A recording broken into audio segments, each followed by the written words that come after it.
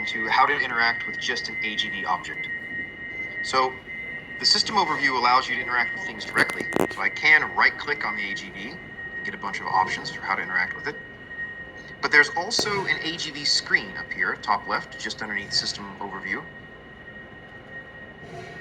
And what you get here is a list of all of your AGVs. Now you may have more, you may have fewer, you may have different vehicle types. They'll all be listed here. And here you're going to see a pretty standard view in eTrick. It'll be the same thing for your movement orders, your transports, your locations and things as we go on. And so you've got a list of all your AGVs and some more information about them. We're going to click on the auto size button here. 12 is right around and keypad. Which will auto size all of our columns, the same thing you'll be able to do with most of these screens. And that way, if your location names are incredibly long or incredibly short, this will auto size them to where you can fit everything on the page well. So here are the AGVs. Let's move this page over here to the right. If I can line it up.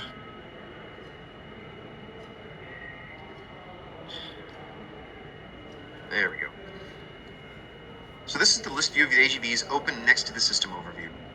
All right. And just as if I had right-clicked on AGV 5 here, I can get the options. I can also right-click on the AGV over here and get the same. This is sometimes easier. You don't have to chase them around the screen. So let's talk about what you can see and do with this AGV. The first thing you can see is if you right-click is the AGV detail. This is going to give you some more information than what you can just see in this quick list. Let's dive into that quickly. You can see the vehicle type. Maybe you have different types of vehicles in your facility. You can see the display message. This is going to be the same message that's being displayed on the vehicle screen itself. If your vehicle has a screen, it will be called the eTrick message. Currently, this vehicle's got no problems. It's running around happily, so the display message is blank. You can see the mode, which we'll get into, and several other things. Here you can see the job that it's performing, which we'll get into. Some things about traffic control, which are usually used for diagnostics and solving some problems when we are commissioning. So we're going to minimize that for now, which you can do by collapsing the section. And you can see its current position, which we'll get into more as well. So that's the AGV detail screen. Almost all objects that we're going to be playing with today have detail screens. We'll look at those. You'll notice that when I close the screen, there's no X or whatnot. You could use the X over here. You could right-click and close, but middle-clicking, just as in a web browser or something else, is also a quick and easy way to close the screen with your middle mouse button. Okay. So what other things can I do with these AGVs? We're going to click on AGV 4 since it's in front of us. There's several options here that you have to play with this thing. We'll just start with a pretty simple one. This one, stopping the AGV, does exactly what it sounds like. I have now stopped AGV 4. This is a controlled stop, a command that's issued to the vehicle, and it will come to a controlled stop wherever it happens to be. Now here you can see that it's stopped in a doorway. That's not usually something you want to do if it's going to be stopped for any length of time. So let's go ahead and restart it so that it begins moving again. And you'll see that it turns green and begins moving again.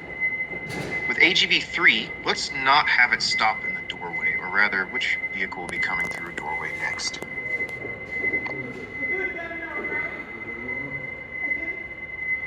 It'll probably be AGV 2 or 3. We'll see. AGV 3 is waiting for AGV 4 to get out of the way. And instead of stopping the AGV, because it would cause it to stop on a doorway, what we're going to do instead is we're going to suspend the AGV. It's a bit different. Suspending the AGV will allow it to continue moving until the end of its locked trajectory.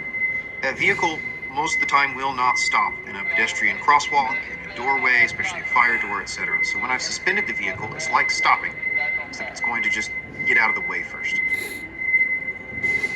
And here it will wait forever until we release the vehicle. Now you won't often want to stop vehicles from the system overview, but you can. Generally speaking, you'll be near the vehicle you want to stop. You'll press the E-stop button or the red stop button or some such, but you can do that here as well.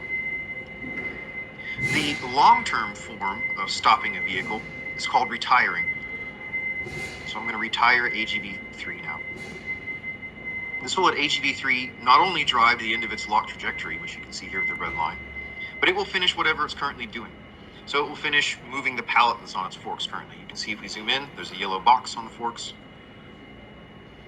And we'll come back to that later when we see it finish its job, and then we'll notice what it does when it retires. So what other options do we have? So we go this one. So we've gone restart, retire, stop, suspend. So you can also, if your system allows you to, shut down an AGV. Most of the time this option will be disabled for you, but you may use it. This is very useful if you've got, say, a whole fleet of AGVs, 30 of them or more, and you're leaving before Christmas vacation. This will save you from having to walk around to every single one, shutting them off with a key, going to the next. You can shut them all down remotely here. There's definitely a confirmation dialog before you do that.